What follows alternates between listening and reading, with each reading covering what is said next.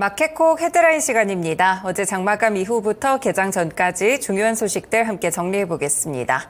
네, 첫 번째 소식인데요. 미국이 중국산 철강 제품에 대한 관세를 3배 이상 높이는 방안을 검토 중인 가운데 국내 철강 업계가 그에 따른 영향이 어떻게 될지 예의주시하고 있다는 소식입니다. 우선적으로는 반사수의 기대감이 오르게 되면서 그 당시에 이 철강 관련 종목들이 올랐는데요. 하지만 그 이면에는 공급 증가에 대한 우려감도 함께 나오고 있습니다. 가뜩이나 중국산 저가 철강 제품이 국내 시장으로 밀려 들어오고 있는 상황에서 미국이나 글로벌 수출길이 막히면 이 같은 밀어내기식 수출이 더욱 강화될 것이라는 분석인데요. 지난해 우리나라가 중국으로부터 수입한 철강 제품은 873만 톤에 이르는 것으로 나타났습니다. 전년 대비 29% 오른 수치인데요. 올해 1월부터 3월까지 누적 수입 물량도 228만 톤으로 전체 수입량의 57%에 달합니다. 일단 자국 내 넘치는 물량을 중국에서 해외로 밀어내기를 하고 있는 것인데요. 그래서 그런지 최근에 글로벌 시장도 중국에 우호적이지는 않습니다. 반덤핑 관세를 부과하거나 조사를 진행하고 있고요. 전미 철강 노조를 찾은 자리에서 바이든 대통령은 이렇게 알루미늄이나 철강에 대한 관세를 25% 올리는 방안을 발표하기도 했습니다. 일단 미국 수출 할당량이 정해져 있기 때문에 미치는 영향은 제한적일 것이라는 전망이 우세하게 나타나고 있는데요. 다만 시간외에서 철강 관련 종목들 다시 한번 상승세를 보였습니다. 그렇기 때문에 이 뉴스 살펴보시면서 하이스틸이나 PJ메탈, KBI메탈 시간외에서 상승했고요. 그 외에도 철강 관련 종목들 확인해 보시면 좋을 것 같습니다. 네, 두 번째로는 개별 소식입니다. SK스퀘어가 어제 장마감 이후 크래프톤에 대한 지분 전량을 블록딜하기 위해 수요 예측에 착수한 것으로 확인됐습니다.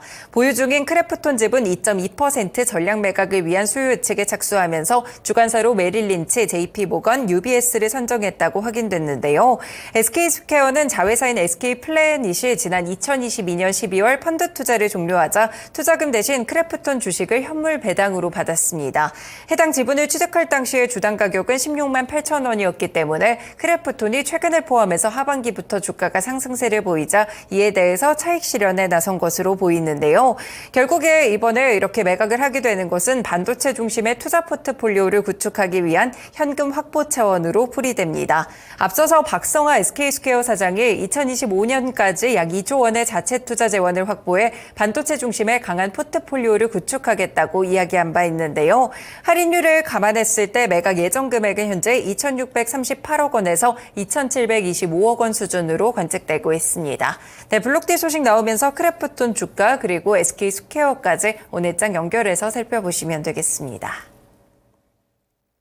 네, 세 번째 소식입니다. 어제 하이브 주가가 급락을 했었는데요. 지금 내부에서 내홍이 좀 일어난 것으로 나타납니다. 바로 하이브와 어도어의 갈등이 폭발한 것인데요. 이 갈등의 내막으로는 아일릿의 뉴진스 카피 사태로 밝혀지고 있습니다. 이 하이브는 어제 오전 어도어의 민희진 대표와 경영진 A씨에 대한 감수에 착수했는데요. 하이브 감사팀은 어도어의 수장 민희진 대표는 물론 어도어 경영진의 사무실을 찾아 회사에 대한 자산을 회수한 것은 물론 대면 진술 확보에 나섰고요. 이를 바탕으로 문제가 되는 부분에 대해서 법적 조치에 나설 계획입니다.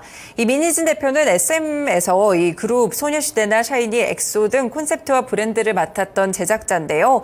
여기서 SM 엔터테인먼트에서 독립해서 어도어를 설립했고 그 과정에서 뉴진스를 만들었습니다. 이 어도어는 하이브의 투자 도움을 받아서 산하 레이블로서 첫 발을 내디뎠다고 볼 수 있겠고요. 어도어는 하이브 지분율이 80%로 구성돼 있고 18%는 민희진 대표가 나머지 2%는 어도어 경영진들이 보유를 하고 있습니다.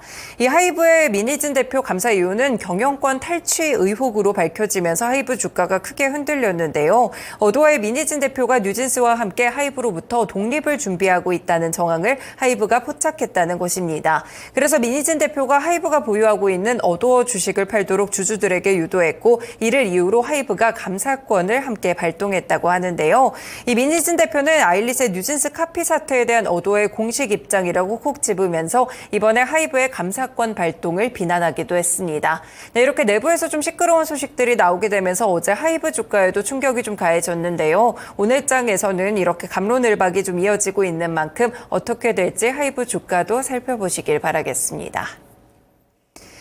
네 번째 소식입니다. 식품을 비롯해서 생활물가 전방위적으로 가격이 오르고 있는데 유가 상승의 여파로 택배비도 함께 꿈틀대고 있습니다.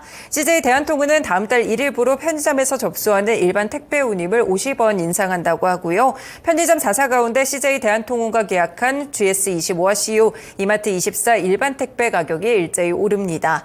CJ 대한통운의 운임 인상에 따른 간접 비용 상승분까지 포함해 고객이 추가로 부담해야 되는 비용은 최대 400원인데요.